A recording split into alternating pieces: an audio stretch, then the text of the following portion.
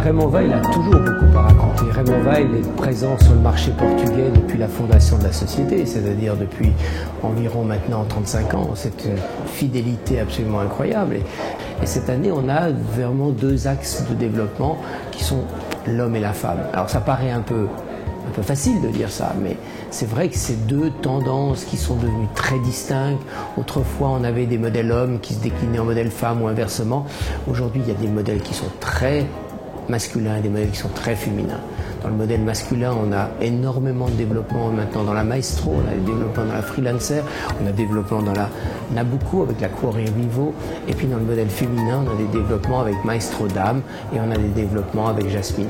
Je crois qu'il y a une structure qui est tout à fait claire dans le développement, et je crois que c'est aussi ce que le consommateur portugais apprécie, c'est qu'il comprend la marque, il comprend l'ADN de cette marque, il comprend ce qu'elle veut, et il admire la qualité, il trouve la qualité sensationnelle, et évidemment c'est lié à un prix tout à fait abordable. Je porte deux montres ici, la Maestro et la Nabucco. Pour moi, la Nabucco, c'est un casual wear, c'est ma montre de week-end, c'est une montre qui donne une connotation plus sympa, peut-être un tout petit peu plus sportive. La grande nouveauté ici, dans celle-là, c'est ce qu'on appelle Cuore Vivo, c'est-à-dire une vue à travers le mouvement mécanique. La ligne Maestro, c'est ma montre de la semaine, c'est ma montre, je dirais, plus élégante. Effectivement, il y a tout ce que Raymond Weil peut démontrer de ses capacités horlogères, de cet univers horloger qui est le nôtre, de cette histoire horlogère. Effectivement, c'est une montre qui donne la date, mais en mois, en jours et en semaines, qui donne l'indication de la phase de lune, et qui donne, je dirais, tout ce qu'une montre moderne aujourd'hui mécanique doit offrir.